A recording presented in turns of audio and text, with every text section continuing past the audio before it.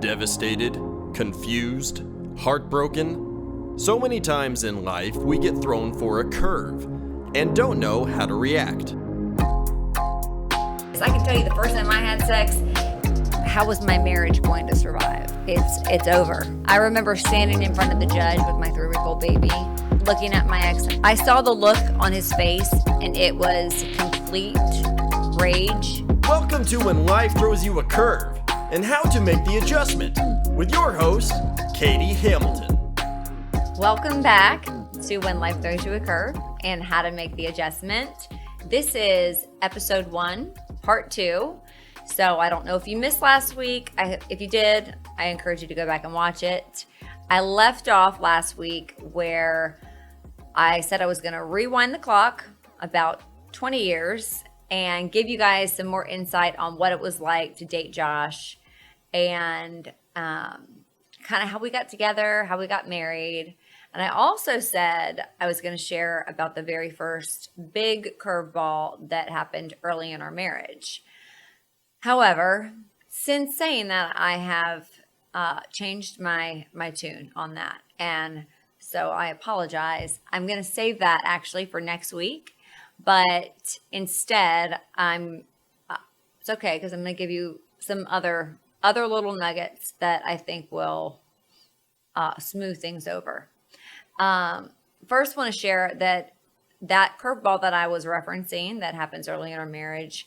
I referenced it by saying like it was the first one that I felt like wasn't just going to affect me as a mom or me as like a daughter or me as Katie or a sister. I knew it was affecting me as a wife and a mother, and it was going to affect my kids. So the weight of that was very much on my mind, and it was a very different type of feeling than any of the other curveballs or challenges or hardships I had faced as a child.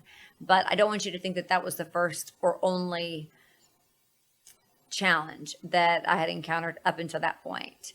Actually, my childhood, while it was very good, it was not without heartache. The first, I guess, a curveball that I would consider a curveball is I was almost aborted.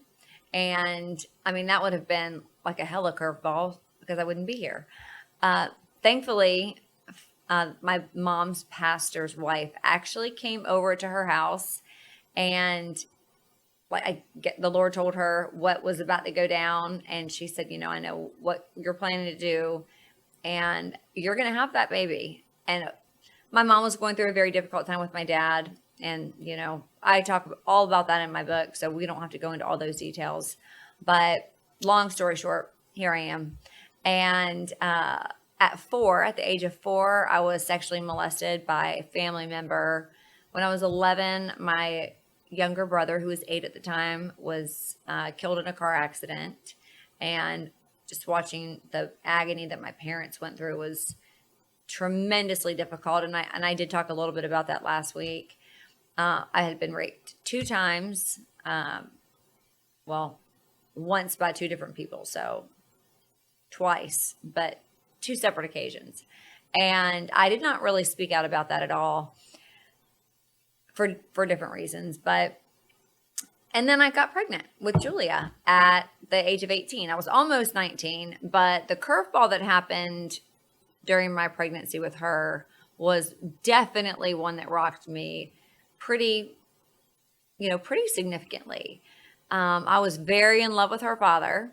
His name is Blair, by the way. I don't know if I've said his name yet, but his name is Blair. And I said last week, he's one of my favorite people. And he really is. But when I was 5 months pregnant, I found out that there was another girl pregnant who was due 3 weeks after me.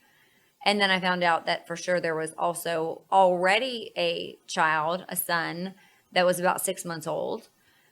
So, we're not going to be getting married. And I was so sad. I wasn't sad that there were other kids.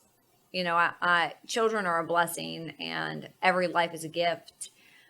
But the level of deception and, you're already a teenage mom. You're about to be a teenage mother. Finding out somebody's pregnant, right behind you. which means like it's all happening at the same time. That was a bummer because I really didn't think that was happening. I should have, but I was young, dumb, and in love. So, I think you just kind of see what you want to see and believe what you want to believe when you're 18. But I've had a lot of people ask me why Blair and I didn't get married, and that's the reason. I broke up with him. I will tell you, after I had Julia, I gave her his last name. He really, really wanted his last name. And there was a whole big thing, at the hospital. And he won that battle. But I knew, okay, I have to pick a career. And I got to make money. And I referenced this last week. So I got my real estate license. Well, while I was getting my real estate license, I lived with my mom and dad. And they graciously allowed me to stay there. But, with your first pregnancy, you're not sure exactly if that weight that you gained is real weight, baby weight, and if it's just going to go away. But I took one look at myself in the hospital, and I was not about to take any chances on whether or not I was going to give it time to, make its way off of me. No, I was not about that. So I went to real estate school in the morning, spent time with Julia in the afternoon. After I put her to bed at night while I was living with my mom and dad, they would listen for her and I would go to the gym and work out. Now, thankfully, I didn't have any issues with getting baby weight off with any of my kids. But, with that first one, you just don't know how your body's going to react. After I got my real estate license, I moved out of my parents' house with Julia into an apartment. And, then I didn't have the luxury of going to the gym at night. So I had to, go get her from the babysitter after work. I usually would bring her over to my mom's house, go to the gym for like just a short time. I would just get in whatever I could, then come back and get her, feed her dinner, bathe her, do the whole mom thing, go to bed and do it over again the next day. So, and I'm getting into here how, Josh and I got together. We had actually dated a year and a half prior for a very short time. And for time's sake, I'm going to skip over that. And hopefully we can kind of delve back into it at a later date, maybe during a Q&A or something. But she met him when she was 18 months old. I had not seen him or spoken to him in a year and a half. And I had gotten off work, dropped Julie off at my parents' house, went to the gym, and I was on my way back to get her. I get out of my car, and I didn't have that much time at the gym, but I was putting in work. And, it showed. I looked like I had just gotten back from the gym. And I don't care if you are into an ex or not into an ex. At least me personally, I'm not trying to see an ex when I'm in that type of way, that kind of condition. So I pulled in, got out of my car, and I heard, before I saw Josh's car, I heard it, and I was like, oh my gosh, that is Josh Hamilton's car. He was the only person that drove that vehicle that in all of the area that I knew. And then, of course, I saw it out of the corner of my eye, and I was like, oh my God, he is not going to see me. He is not going to see me looking like this. So I just ducked it down behind my mom's Escalade, and I'm just like, okay, I'm sitting here thinking, okay, I wonder if he's like blocked me in. I didn't see where he parked. Could I go around this way and avoid seeing him, and then I'll just figure out, later how I'm going to get Julia. While I'm processing all of this, his car door shuts and I hear his little footsteps, and I'm like, okay, well now he's about to see you, in your little duck and cover mode. So I just popped up like I was just walking behind the car and, didn't see him at all. Before I was like, hey, oh my goodness, how are you? Oh my gosh, it's been so long. How have you been? He's like, oh, I've been good. I said, well, what have you been up to? Like, it's been like forever, a year and a half. And he's like, well, baseball, if you try cocaine, they send you to rehab.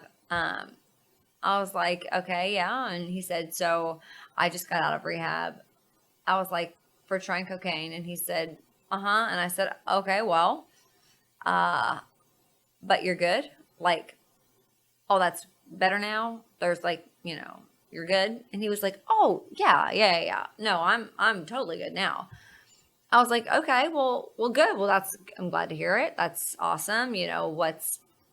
What else have you been up to? He's like, well, not too much. He's like, I came, he's like, I don't know if you know this, but I come over and talk to your parents every now and then, which I was like, oh, really? Okay. I kind of had an idea that he did that. And I made sure I was nowhere around if I had caught wind that he might be over there, because I didn't have anything against him. I just wasn't interested at all in seeing him, and certainly not post gym mode. But anyway, I said, well, I actually I came here to get Julia. I think I have a dinner to go to tonight, or like a dessert coffee thing with some girlfriends. So I'm gonna get Julia and go home and get ready. And then I don't know if you'll be here, but I'll be back in a little while. Well, then of course I got on the phone with my girlfriends. I was like, hey, do y'all want to meet for dessert and coffee? Because I kind of need an excuse to get ready and go back to my parents' house, so that the image that Josh has of me right now isn't lasting in his mind for too long. So we made plans to go see my girlfriends. And I went inside and asked my mom, I said, hey, I'm going to take Jules and take her home, feed her dinner. Do you mind watching her for, like 30 minutes or so after, after she's ready for bed, so I can go have coffee and dessert with some of the girls? And she said, no, she's like, well, why don't you just leave her here? I was like, no. I want to take her back to the house. And, I hadn't seen her, that day, besides work, after work. I was like, no, I want to take her and I'll feed her. I'll bring her back. So I do that, feed her, and I get ready from head to toe. The whole shebang. I mean, like, borderline overkill. Not even knowing if Josh is going to be there, but just in case, I was going to make sure that, this image was the image I wanted in his mind. Because who knows if I was going to see him again. It had been a year and a half since I'd seen him before. I wasn't trying to take any more chances. So when I got back over to my parents' house, he was still there. He was actually in the pool with my dad. And I was like, Mom, what are they doing? Like, why, first of all, why is he here? And she's like, well, he comes and talks to your dad and he talks to me. And I was like, yeah, but like, about what? She's like, and she always like maintained his private, like she was very cautious with what she said. She wasn't trying to, share all of his business. And really, I mean, like, I really didn't care exactly what he was doing, but I was curious because they were really hanging out a lot. They were in the pool swimming together. I'm like, So come to find out, he was over there asking my dad for a job. And he was suspended from baseball. Baseball's still nowhere in the mix of my world. We didn't discuss it, Josh and I. And for the first time, I was selling houses. It was a neighborhood that my dad was developing. So I didn't work for my dad necessarily, but I worked for the real estate company that was selling the houses that were going in this neighborhood. And the neighborhood, I wanted it badly. I knew it was going to be a gold mine. It was in the best area, by the best schools, at a great price point, and it was going to be pretty effortless. I mean, those houses were going to sell themselves. I was selling dirt in a dream there in the beginning, but I found out that my dad was putting Josh at that neighborhood to do a lot of like the grunt work, sweeping out the houses and digging ditches and like the stuff that people don't really want to do. And he had traded in that Jaguar, the one I heard coming in the driveway, for this very, very bright red, loud truck. And I would drive into work every day, and I started thinking, oh no, because every time I saw that truck there, like I felt like my heart would skip a beat a little bit. And I was like, dang it, Katie. No, no. Oh, no. You're not going to like him. Because my life was very manageable. I was busy. I had a full plate being a single mom, but I could do it, and I was very content. And I just didn't really want to muddy the waters with any type of relationship or distraction. I just needed to stay focused because it was up to me to, be responsible. And also when you're selling new construction, you better sell those houses. I mean, there is a lot of money being put in by the real estate developers, the home builders, and there were many builders that were buying lots in there. And the pressure of making that happen, that neighborhood go, that's on you. And I was very young, and I was aware that I was young, and I was very blessed to have that neighborhood. So I just didn't feel like I could take any chances of being distracted. But my heart was skipping a beat every time I saw his dang red Chevrolet. Yeah, it was a Chevy Super Sport in the neighborhood. So, I'm in there working. And that boy was in my sales office literally every 10 to 15 minutes. I found out quickly Joshua was not one for manual labor. It was not something he enjoyed. He did enjoy coming in and getting a water or a Coke or going to the bathroom or asking if I needed a massage. And, I could tell there were still sparks there on both ends, but neither one of us were really, making any major moves, acting on that. And all of a sudden he was just gone for 3 days. Knowing what I know now, that should have tipped me off. That was a huge red flag, but I had no concept, no a relapse or drugs or anything of the sort would have never entered my mind, and it didn't. And so whenever he resurfaced, I was like, well, where have you been? He's like, oh, I had to go down to Florida. I'm actually going to move there. I was like, you're moving to Florida? When? He's like, well, in the next couple of days, maybe tomorrow. I was like, well, why? And he said, well, there's baseball stuff that goes on down there. I was like, yeah, but you're suspended from baseball. He was like, yeah, but I just want to be around it. I was like, okay, so you're going to move to Florida to be around a game that you can't play. And I don't really know what all the rules of the suspension entail. But why, it just, hey, that's what you want to do. That good luck. We'll miss you here, but hey, do your thing. He said, well, before I move, I would love to take you out. He's like, I've missed hanging out with you, and I'm definitely going to miss you when I move. So, do you want to go out tonight? And I was like, well, I've got to find a babysitter for Julia, but yeah, we'll go do something. So we went to see the movie Dodgeball. And on the way to the theater, he starts playing all of these very, very romantic love songs, very forward love songs, Shania Twain. Gosh, Shania. This is way back in the day, y'all. Every song was it was all it wasn't just happenstance. I was like, he is trying to tell me something. But again, he's moving. So, I didn't really know what to think exactly. So we went and saw Dodgeball, which, my kind of silly humor. I loved it. He loved it. We laughed. And Josh and I always had a lot of fun together, especially when we were dating, before all the shit hit the fan.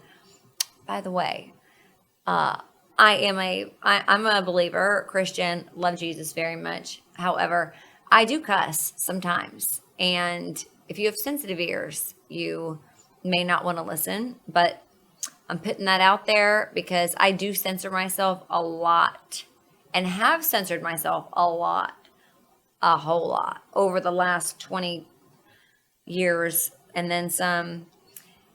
And so if I feel like saying shit, I'm just going to say it. So you've been warned. Anyway, so we saw the movie. He comes back to my house and we're talking, and I'm like, oh my gosh, dang it, Katie, like you are freaking in love with him. And the first time we dated, 3 weeks into our relationship, Josh told me he loved me, he was going to marry me, blah, blah, blah. And I know like this, the time clock's about to run out, and I felt like he had done all he was going to do with playing those songs to kind of like let me know where he was. I didn't have total confirmation, but I would have rather been rejected knowing that I'm going to shoot my shot and see what happens, because I'll recover from a rejection, than him move and me be left wondering. So I was like, all right, well, I'm just going to go for it. I cannot even believe I did this, because I to this day, I would really not do something like this. And even back then, I just wouldn't, but I just felt like, okay, well, it's do or die. So we're just going to do it and see what happens. And so I told him, I said, hey, I know you're moving, and I know we broke up a year and a half ago, but I kind of think I'm still in love with you. I didn't realize that, but over the course of the last few weeks, I've noticed that's how I feel. And he said, yeah, I didn't know how I felt about you until I saw you duck and hide from me behind your mom's car when I pulled into the driveway. I said, oh, you saw that? He was like, oh yeah, I saw the whole thing. I was like, well, thank you for sharing that with me. I was like, wait a second, did you just, but like, are you saying that like we feel the same way, or you don't know how you feel? And he was like, no, I'm telling you, like, yeah, I'm in love with you. Like, and then 4 days later, oh, he said, and by the way, I'm not moving to Florida. I'm staying here. And he did. He took me to a Kenny Chesney concert 4 days later and told me that he was going to marry me again, that he was in it for the long haul, and that was that. So, kind of like I'm on cloud nine, for a few days, few weeks. And then I'm like, I don't know, like, what if he's not serious? What if he changes his mind? I've got a daughter. So I kept trying to break up with him. Like, I wrote him a letter. I was like, let's just don't. I mean, he just wasn't taking no for an answer. Every day he came to my door, he had a little rose, or like something little, like not expensive, nothing lavish, just something sweet. And I knew he was going to ask me to marry him. We had talked about like where we wanted to get married, and we were thinking Charleston, South Carolina.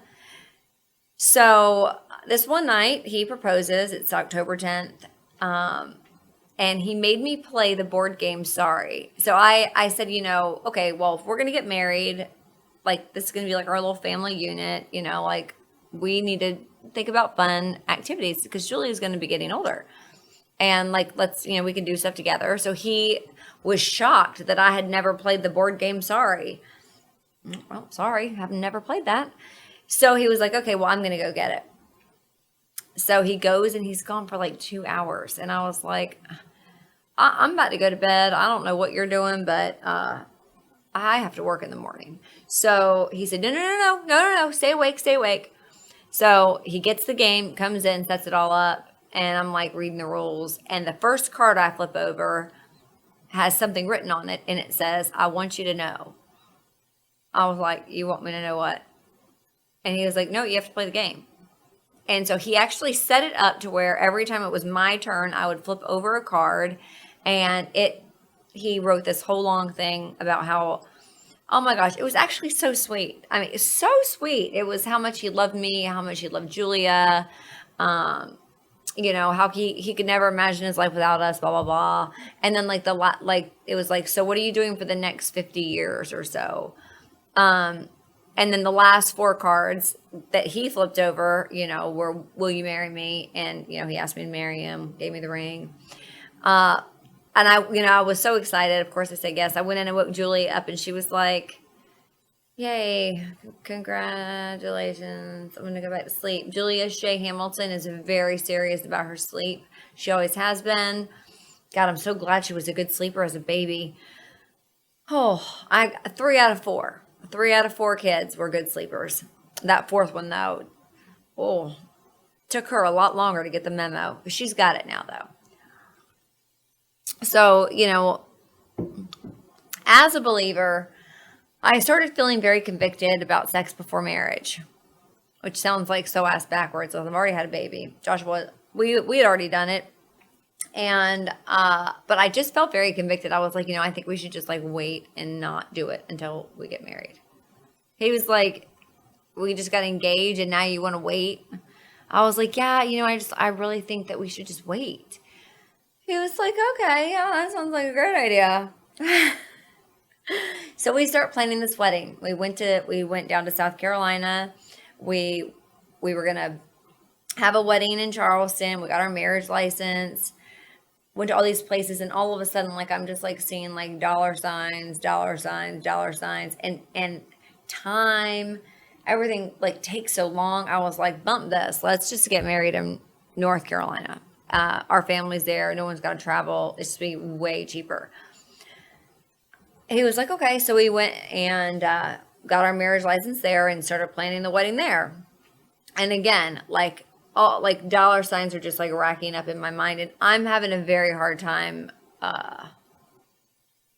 rationalizing like paying all this money for like one day. Granted, I love weddings. I just wasn't trying to spend money on one for myself, which really best decision. It was the best decision. I'm sure all of my daughters are going to want to have these amazing weddings. I didn't. And when I came to that, so Josh calls me. He calls me and he says, oh, by the way, there was an issue with his mom, bless her heart, with every single date that we picked. November 20th was going to be the day. This was going to take this long. This was going to take this long. That was near their anniversary, blah, blah, blah. He called me and he said, you know what? He's like, I understand that it takes time to plan a wedding. He said, but I really want you to have the wedding the wedding of your dreams. And he said, and if that takes until January to plan, he said, that's fine. I will wait till January. He's like, I would love to marry you tomorrow, but I want you to have the wedding that you've always wanted. I was like, well, actually, I don't really even care about having a wedding. Like, I want to be your wife. I care about being married to you and us having a marriage. Like, that's actually what I care about. I don't feel like I need a wedding. And I said, it just doesn't make sense to me. And he said, okay, wait a second. Are you saying that you are okay going to the courthouse? Because that's what he wanted to do right out of the gate. I said, I am actually totally excited, and that's my dream wedding. I want to go to the courthouse. He's like, okay, well, let's go tomorrow. We're going to do it tomorrow. We're doing it tomorrow. And I said, hold up. Now, I can deal without having a wedding just fine, but I cannot deal without having a wedding cake. And I'm pretty sure it's going to take a bakery like 2 days to make it. So, we can go in 2 days. And he was happy. I had my wedding cake. We got married for $40. $40 at the courthouse in Raleigh on November 10th. Interestingly, that morning we got a phone call from his brother, and his brother said, hey, it's my anniversary today. And Josh was like, oh, no, I didn't know that. He was like, so you're not going to get married today, right? And Josh was like, oh, no, I'm getting married today. I'm getting married today. I'm not getting married any other day but today. Today is the day. I'm getting married today. And I was like, hey, I said, we don't have to get married today. We can wait. It's not a big deal. He was like, no, hell no. He was not taking that no, it was happening. So his brother and his brother's wife didn't come to the wedding, which was sad. To me, I was like, well, you're going to get a free meal on your anniversary, and his parents have offered to watch your kids. So, and you're going to get a night out. I mean, we were getting married at like 2 o'clock in the afternoon anyway. So it wasn't like it was cutting into, a whole lot of their events of the evening. But they didn't come. And, I remember I was sad about that, but, I was really, really happy to be married. I was really happy Josh showed up. I remember getting off the elevator and seeing him, and I'm like, oh my gosh, he actually did. He's here. We're getting married. And so Julia was there, and it was sweet. We went to a dinner. My parents had a dinner for us in downtown Raleigh. But mind you, Joshua and I had not done it now for 1 whole month. That's how long we made it, was 1 month. And we ate, cut the cake. We did a little dance. I threw the little bouquet. I didn't even wear a wedding dress. I wore this little, what I thought was totally appropriate. I still do. It was very classy and, fitting for a court wedding. But we were like, all right, deuces, see y'all. We'll check you later. It's been real. It's been fun, but we've got business to attend to. So we were going to spend one night in this tiny little bed and breakfast in Siler City, North Carolina. Now, I had been there before with Josh, and Josh had been there with other girls too. I could have cared less. That's actually where he first told me that he loved me, the time that we dated before. But this time we were staying in the main house, and there's this sweet little man that runs it. And I think he actually was the cook or the chef or something for the Dodgers at some point. I think that's how Josh knew him. So, the man knows it's our wedding night, okay? And I'm 23, so that's still pretty young. So I'm like, hi, it's good to see you. And he's like, oh, y'all are going to be in our best room. They had an 8-post wrought iron bed, heavy duty bed. And, we were going to obviously make good use of it.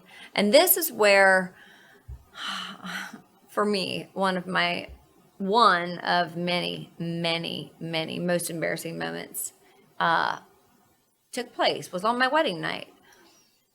Not to take anything away from my wedding night. It was really sweet. It was very eventful. But,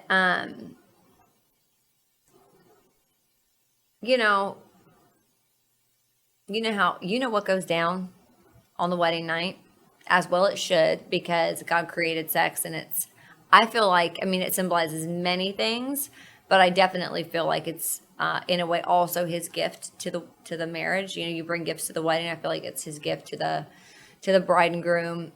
Again, that's just one. It symbolizes things that are so much deeper that we can not get into today for time's sake, because I have been told that I have 25 minutes to do this podcast. Where are we on the time clock, Cash? 8 minutes over. We're already 8 minutes over, so I'm going to wrap it up. And that's great. We're going to end on my most embarrassing moment. Well, one of many. So anyway, Joshua and I are making great use of this very sturdy wrought iron bed. And all of a sudden, we hear this whoosh. That's not how it sounded, but it was very, very loud, and we broke the bed. The bed was on the floor, and I'm like, oh my God, we just broke this man's bed. And it's our wedding night, and he's gonna, oh my God, this is not good. And Joshua was not a handy man. He was not handy, and I knew that about him, and I was like, there's no way in hell he's gonna be able to fix this.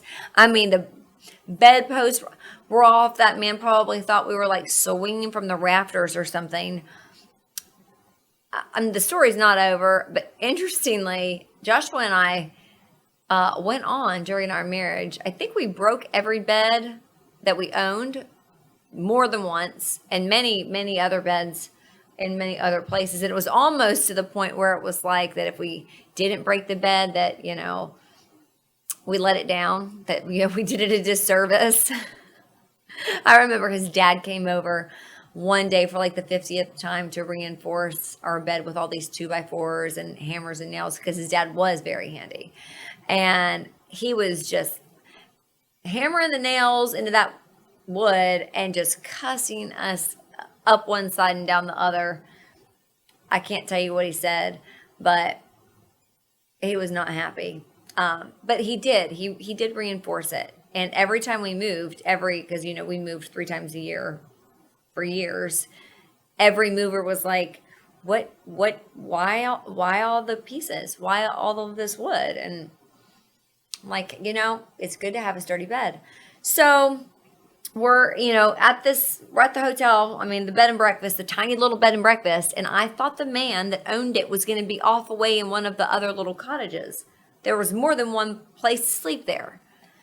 So Josh goes downstairs. He says, "Hey, you need an ice pack?" I was like, "Yeah." He's like, I'm going to go get you an ice pack. I was like, "Okay, thanks." Which, by the way, I have come up with like the greatest invention. But it's not patented yet, so I can't share it. But you all should stay tuned because I think it's genius. So he goes downstairs and the man is down there. It's like 4:00 in the morning.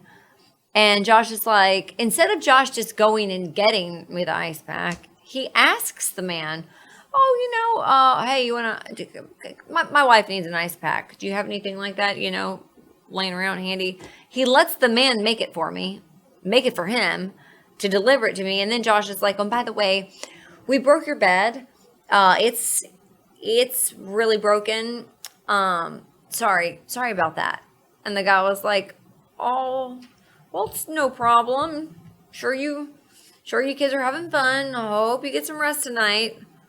Oh my God. I'm like, so Josh comes up, delivers the ice pack, tells me the story of how he just totally outed both of us and I didn't know what the fix was for the bed, but like he should have just skipped the ice pack. That was just that was so embarrassing to me. The next day, so the man throws in an extra night for us breaking his bed. He was like, you didn't get the full experience, so you could stay an extra night. So he comes upstairs to assess the damage. And by the way, breakfast the next morning with him, the man sat with us and had breakfast. It was just a little awkward. I didn't say a whole lot because I just knew what he was thinking, God knows what he was thinking. I don't know. But he comes upstairs with his little toolbox to assess the damage. And he looks at the bed and he said,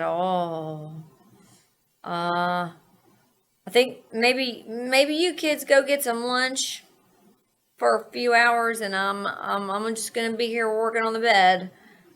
I was like, "Okay, well, thanks." I get in the car and I'm like, "We cannot stay another night." Josh is like, "Yeah, we're staying another night." I was like, "Well, I know where we're not going to do it tonight.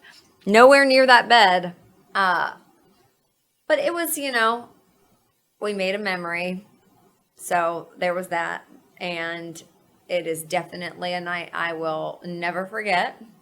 And I'm sure that sweet little man that owns that bed and breakfast in Siler City, North Carolina, has not forgotten it either. I'd like to call him and find out if he's had any other incidences since